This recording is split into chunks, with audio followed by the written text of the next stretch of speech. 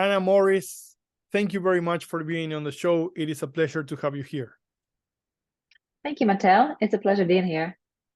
Very good. So Anna, let's talk a little bit about leadership and why it is such an important skill for software engineers. And to talk about this, I want to get into your story, right? Learn more about you, how you grew up as a software engineer, what you learned, etc. So let's start from the beginning. How did you get interested in software engineering? From the very beginning. I think I was about 14 years old when we first had a class on programming in school. And I missed the first couple of weeks because I was out sick. Come back, there's this new subject and nobody understands what's going on. Right. The teacher says that we need to write a program. What is this? Don't understand anything. So I spent the first couple of weeks confused just like everybody else. There were a couple of boys in the class that understood what was needed to be done. But the reason for that is because they took classes out in programming outside of school. And nobody else understood a single thing. And then one day in a class, the teacher says, and now you need to write a program that does this. And everybody's like, do you know how to do that? No. Do you know it? And it suddenly hit me that I knew what to do. I could not explain why or how. It just clicked inside of my head. I couldn't explain it to my friends, so it did not make me very popular that day. But yeah, it was a sudden spark inside of my brain, and never looked back. Loved it ever since. But I learned how to explain things. Very, very important. Very important. Yeah. Where are you in your career today? So right now, I'm an engineering manager at Peloton. As you might know, during your career, you have to figure out at one point, do you want to go the IC track or do you want to go the people manager track? And honestly, for me, that was never a question, just because I knew I wanted to help people. I knew I wanted to lead people. And here we are, loving every second. Very nice. But how did you get interested in leadership and in learning more about leadership? I think that there are a few things that were kind of like prerequisites to that.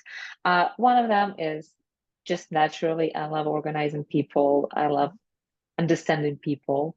I also absolutely love helping people become a better version of themselves, basically reach their potential.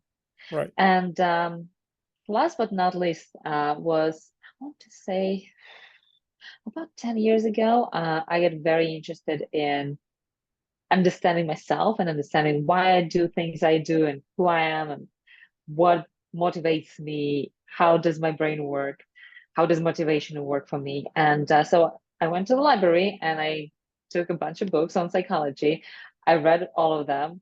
I started understanding myself better, but also as a side effect, I started understanding people better. And I realized that a lot of people have the same problems and they think that, oh my God, I'm an imposter. Everybody feels that way. It's just nobody really talks about that. But yeah, so that was the prerequisite. Any specific type of psychology? Where did you start? So I've read a lot of books about how we think. So one of them is, I want to say it's Daniel Kahneman, something like that. It was called Thinking Fast and Slow. Yeah, Thinking Fast and Slow was mind-blowing. Also really loved The Power of Habit.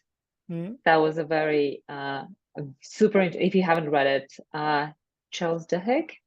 Power of Habit, fantastic. Yeah, and a lot of other books that all compounded inside of my brain. And I think another thing that I also read during that time was biographies of people who started big things like Steve Jobs and oh my God, what is their names? The guys that started Twitter. Oh, You know who I'm talking about. yeah, I know. Oh, I know. goodness me. You know what? I was talking to another person the other day, and he has a game that it's called anomia. Anomia is the word for when you cannot find the word. So what is going on with us right now is we both have anomia. We know the word, Yeah. we have it on the tip of our tongue, we just can't say it. Yeah. Yeah. Interesting. Yeah. Exactly that. But yeah, so read a lot of books about leadership and technology, and that was also super inspirational. Very nice. What was your first experience leading a team? What was it like? That was so cool. So, I was working for a big company, and then I thought to myself, I've always worked for big companies. I've never worked for a startup. Let me go and try working for a startup. So I found a startup. It was called Jet Black, and I decided to treat it as my personal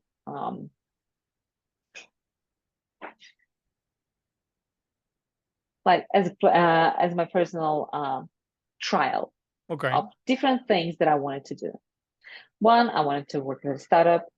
Two, I wanted to see how do I become a manager, because like I said, I knew that I wanted to be a manager. So during my first one-on-one with my new manager, I told him that I wanted his job. Unlike what I've expected the reaction to be, he was all about that. So his name was Sandeep, and Sandeep told me, wonderful. You want my job? Not a problem. We'll teach you how to be a manager. Here's a project. You go, own it, figure it out. And in 2 weeks, we're going to meet and talk about how you've done, what you've done well, what you could have done better, and how we can learn from this. So instead of one, being worried about his job, and two, telling me what to do, he just gave me something and let me run with it. And it was life-changing because I suddenly got the ownership. I suddenly got somebody who believed in me. And yeah, that was great. Very nice. I want to get your job. Great. Let me help you do that. Here's a project for you Yeah, to get started, basically. yeah, basically. It was How did the wonderful. project go? Did you achieve what you needed to achieve in time? As far as I remember, yes, I definitely hit quite a few roadblocks, and because I was just beginning, I was just starting to learn how to manage people and how to manage projects and how to understand. Well, apparently, you needed timelines that depended on other people, and apparently, you need to do some planning, and apparently, you need to meet with a different team to talk about it because it depends on them. And you also need to communicate it to all the stakeholders. And so it was definitely a wonderful learning experience. And as far as I remember, we delivered it. Very nice. What was Yeah. your biggest challenge there? You talked about a lot of things that that come with managing a team. The organizational part, the communication part, the empathy part, the delegation, a lot of different things, right? Yeah. Do you remember any of those being a bigger challenge than the rest? Absolutely. So the thing that I found the most challenging was to plan out the project, because up until then, most of the times I either worked by myself, or if you work in a team, I would own the feature. I would either get assigned tickets or I would own the feature, but I never had to plan all of the dependencies and all of the communication and what will the timeline look like, considering that I'm not the only person who's delivering it. And so that was definitely a big challenge for me. And Sandeep worked a lot with me on that. And I want to believe that I've gotten much better at that. Nice. Did you finally get Sandeep's role at I that did, company? believe it or not. Believe it or not, I did. It was not what anybody had in mind, but basically, So the startup was owned by Walmart, and Walmart decided that they were shutting down the company, and all of the engineers had to roll into Walmart. Okay. And Sandeep decided that he wanted to go and work for a different company. So he left. I was always vocal about how I wanted to be a manager, and I got the opportunity. And That you was were my, ready. You got the I was, opportunity, but you had been getting ready for the opportunity. So when the yeah, opportunity arose, you were already there. yeah, yeah. And so that was my official first job as a manager. Nice. Do you still stay in touch with Sandeep? Yeah, yeah. Believe it or not, he lives basically across the street from where my new office is. So Wow. sometimes I run into him on the street. Did you tell him that all the things that you learned because of him? I keep trying to remind him that he was definitely a big influence in my life and my career. So super grateful to him. That's very nice. And now you are being the Sandeep of other people in your team. I mean, I've had a great mentor, and all I'm trying to do is be what he was for me for other people. If I see that somebody wants to do something, like I have an engineer on my team right now who's really interested in becoming a manager. She didn't, unlike me, she didn't tell me straight away that she wanted my role, but we're slowly handing off my responsibilities to her so that she can become a manager on that team. And she's doing fantastic. Nice. And instead of, once again, that's something I learned from Sandeep, is instead of telling her what to do, I ask her, what do you think is the right thing to do? And then as I ask her questions, she starts thinking about things. She gets a different perspective. She's doing really, really well. Nice. That's a very powerful question, what you just said right now. What do you think you should do, right? That I Yeah. think in the arsenal of a leader, it's one of the most important questions. Seems like a simple one, but it's not really a simple one. You are No, right. it's a great question. I've I've also learned it from somewhere. I think just in general, you need to define not the role. The role shouldn't define you. You should define your role. Mm-hmm. So when my engineer and I were talking about how she wants to be a manager, and I fully support her in being a manager, she asked me for a piece of advice. She's like, "How should I do this? How should I do that? What kind of manager should I be?" And my answer was, what kind of manager do you want to be? Because that's a question to you. You need to understand how you want to approach things. How do you want to lead? Because I can tell you what works for me. It doesn't mean that it will work for you because we're different. We're different human beings. Very true. Very true. Anna, during your career, you had challenging projects where you needed to learn a lot, projects where you were managing professionals that maybe knew more about a specific technology than you, right? Oh, How goodness me. how did you manage through that? Another great question. As engineers, we always want to solve things ourselves. That was one of the things that I struggled with when I first became a manager, because in my mind, that was my definition of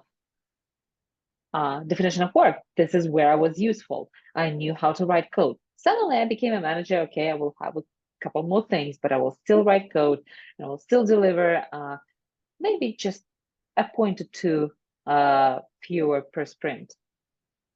And then suddenly my calendar started getting very, very busy, and I didn't have time to write the code. I still managed to do a little bit of it here and there, and that was for Walmart. When I joined Peloton, that was a fantastic learning experience, because it made me let go of control. Wow. So when I joined Peloton, I joined as an engineering manager on the Roku team. I'm a front-end engineer. I know some backend. I knew nothing about Roku. Roku has its own programming language, which is called WriteScript. Roku has its own platform. Roku has no libraries available to it. And suddenly I was managing a team where even the intern knew more about the platform than I did. And so suddenly I had to let go of control and start leaning onto my engineers to answer questions. But also it was another thing that I've learned from it was software concepts in software engineering are the same all over. Like it doesn't matter which platform you're talking about.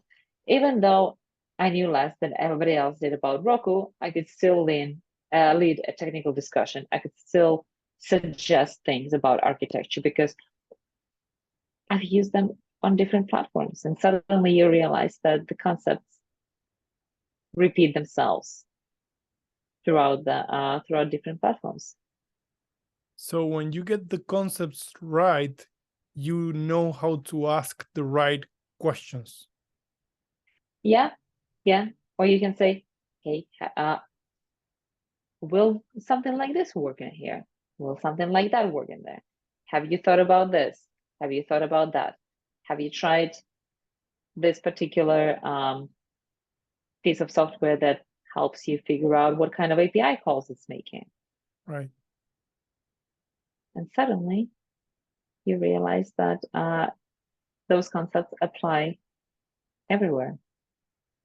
And you become technology agnostic, and now you can lead various different teams with various different underlying technologies. Yeah, that's what I do right now because I now lead the Roku team, the app web team, and the web TV team, and they all use different technologies. But I don't have to be the best engineer.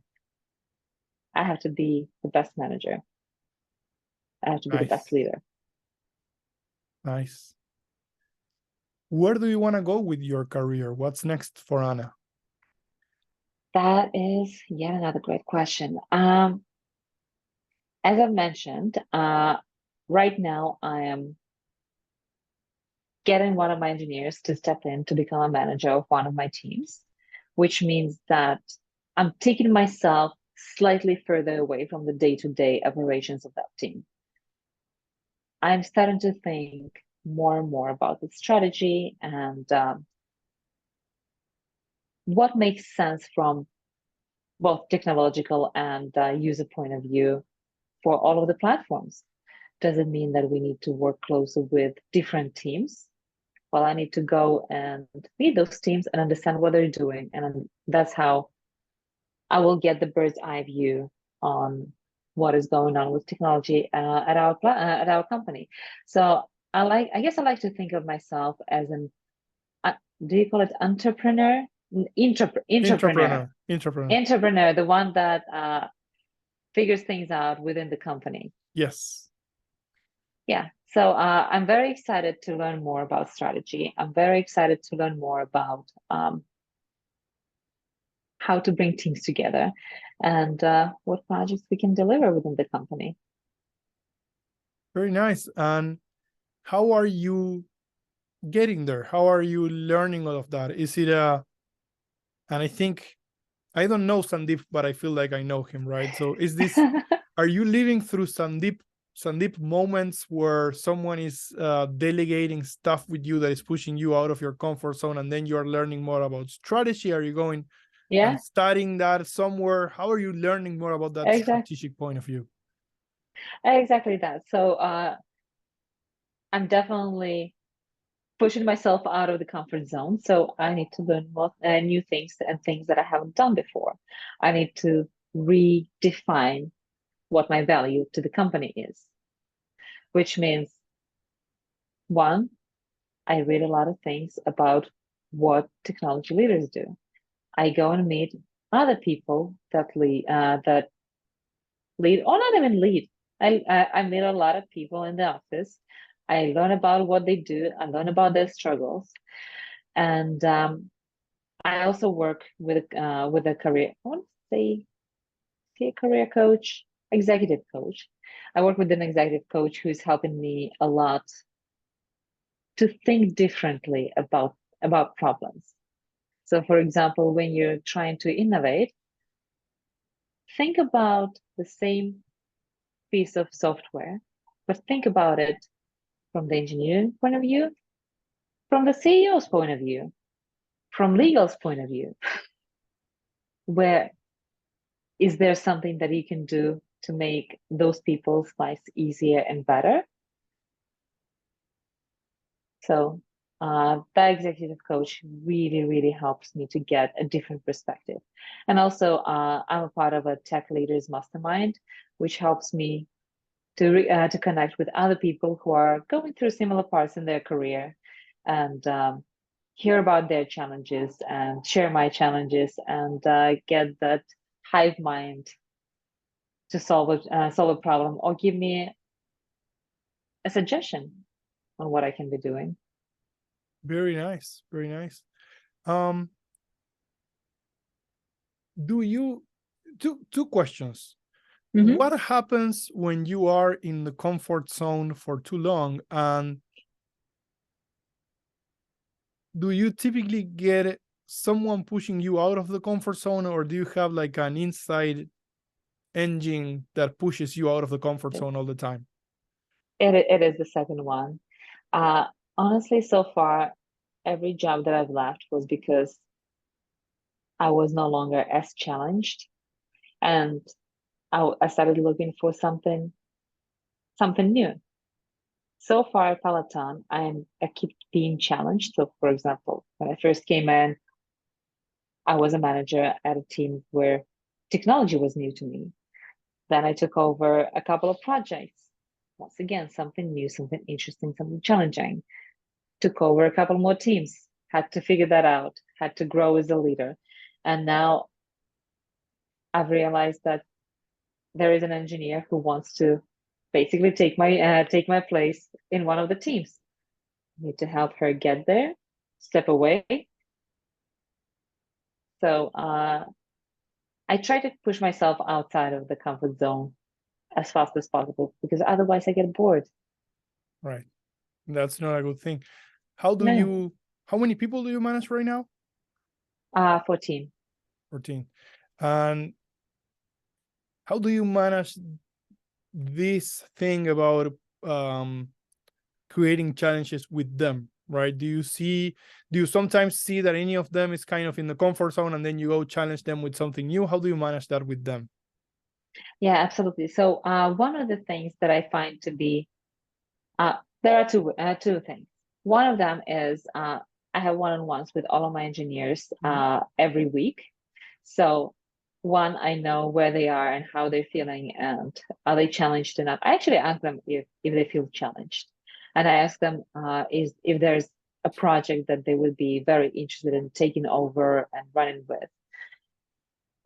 Second thing, when nothing comes out of those questions, which sometimes that happens, um, I find it to be very useful to pull up. We have a leveling criteria, and like for all of the engineers, to understand that if you're at this level, if you would like to go to the next level, let's figure out what you need to do that you're not doing.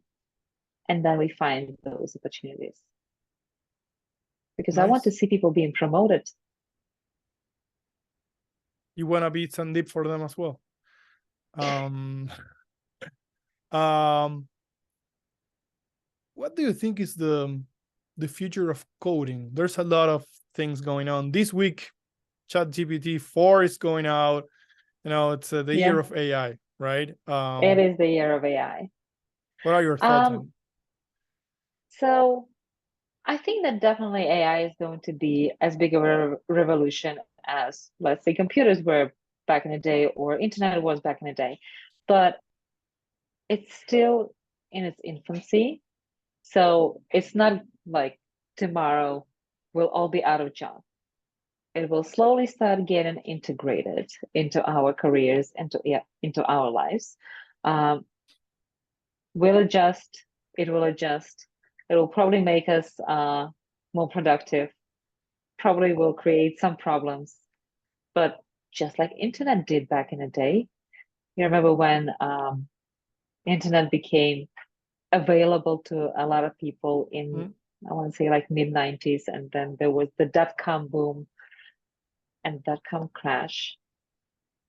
And then it was all about, do you have a website? Then how smart is your website? Does it show up in Google? Is it mobile friendly? So things have evolved, but it's not like, oh, everybody got the internet. Now nobody goes to libraries anymore. Right. So it has adjusted how we live and how we work, but it didn't happen overnight, even though the technology was probably there. And it created a lot of jobs. Yeah. I started working in outsourcing in 2009, and the industry of outsourcing started booming where I live in. Started, I think, in 2002, 2003, something like that. None of that would have been possible without internet, right? Yeah. So there are things that Yeah. just we don't know what we don't know. We don't know Yeah. what jobs will be available because of the new AI. That's Yeah. the interesting part of the times we live in. Yeah. And I'm sure that there are people who are predicting the best and the worst. Yeah. And it's probably not going to be as good as we expect it to be or as bad as we expect it to be. So we'll Good. live and we'll see. What do you do when you are not working? Love that. So I live in New York City, and I love, love, love New York City. I love all of the art and theater and music and food scene. I also have a little baby, so we go to playgrounds a lot. And yeah, just honestly enjoying New York City and traveling when possible. Nice. Very Love seeing nice. the world. How do you manage your work-life balance? One thing that has very surprisingly been super, super helpful for my work-life balance and just for my career is having a baby that's in daycare, because suddenly I actually need to leave on time because daycare closes. And if I don't pick her up on time, they're going to call social services and it's frowned upon. Right. So suddenly I had to learn how to be much more productive during the day. And like I said, I have to leave at a specific time. And I want to spend time with her and my family. So obviously, sometimes there are days when maybe I need to start working earlier. Maybe I need to work over the weekend. That happens, and I don't expect it to ever go away. But I have a husband who also loves our daughter, and that's when he takes over. And they go to a museum, and I stay at home and work. Just like sometimes he needs to work. I take the little one out, and he works. Very nice. Do you have a favorite museum that you go often to, or? Yeah, so we live really close to the Natural History Museum, and it's lovely. It's a I very think nice one. it is a really nice one. Like it has all of the dinosaurs, it has all of the A huge whale. space stuff. Yeah, I love it. Very good. Very good.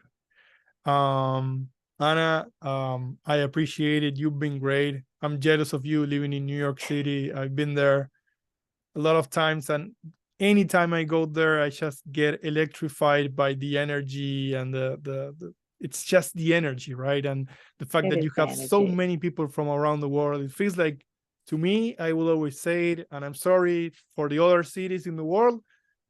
To me, New York feels like the capital of the world, right? That's the way I see it. So I know it's out there, but Well, uh, Listen, you will not hear any protest from me on that. I've Very been good. living in New York City for 15 years now, and I'll never leave it. Awesome. It's home. Anna, thank you. We'll stay in touch, and hopefully someday we'll do another episode. Absolutely. Thank you, Matteo.